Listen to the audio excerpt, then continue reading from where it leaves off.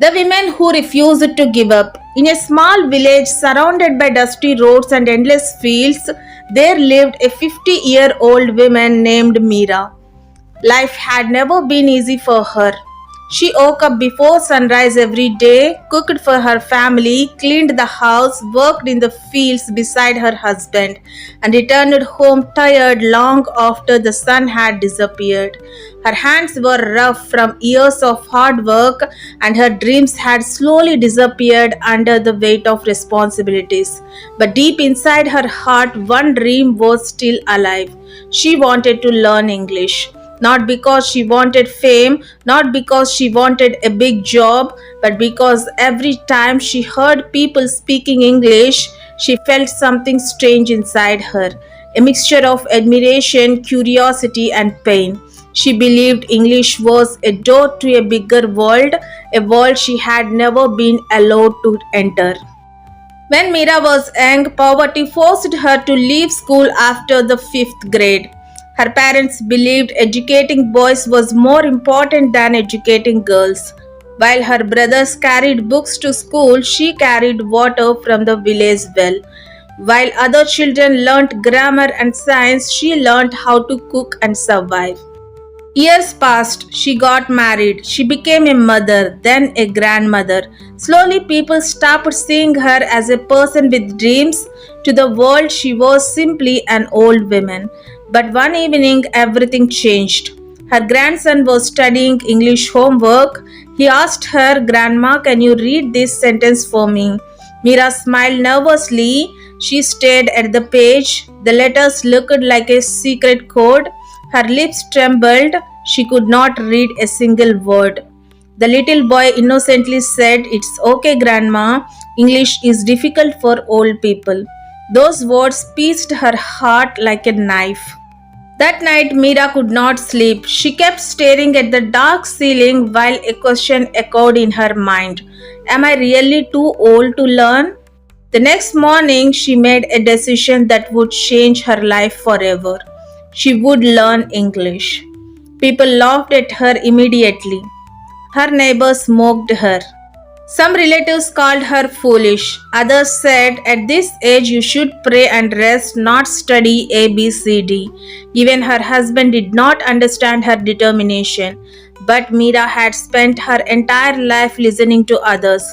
For the first time, she decided to learn to herself. Every afternoon, after finishing her work, she sat beside a small window with an old notebook and a borrowed English textbook. She began with the alphabet A B C.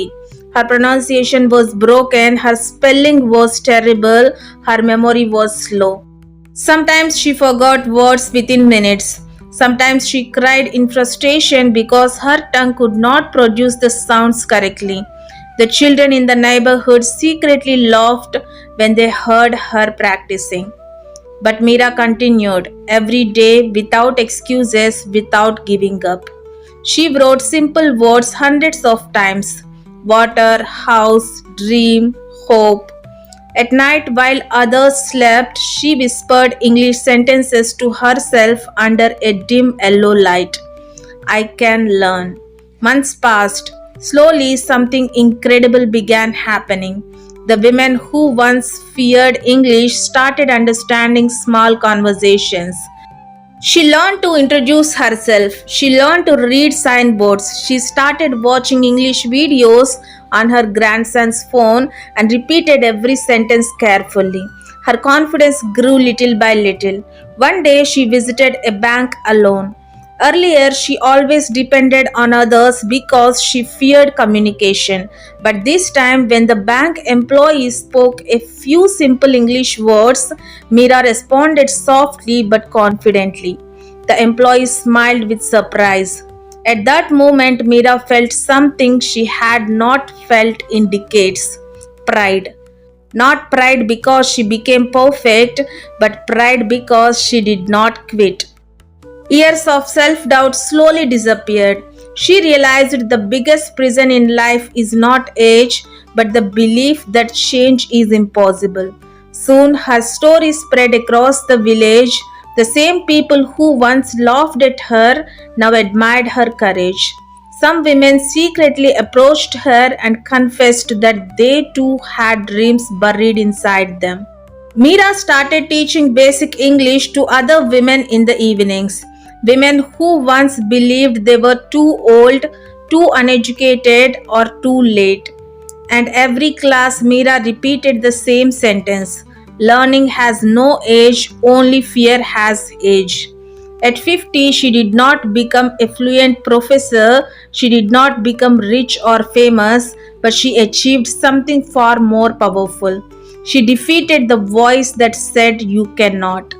And sometimes that is the greatest victory a human being can achieve. Because life does not ask when you start, life only asks whether you are brave enough to begin. So, if you are waiting for the perfect age, the perfect moment, and the perfect opportunity, remember Meera. The women with tired hands, limited education, endless responsibilities, and an unstoppable desire to learn. She proved that dreams do not die with age. They die only when we stop trying. If Meera can begin a new journey at the age of 50, imagine what you can achieve starting today. Never let age, fear, or failure convince you that it is too late. Because the moment you decide to learn, your new life begins. And before you leave, ask yourself this: what dream have you buried inside yourself simply because you thought it was too late?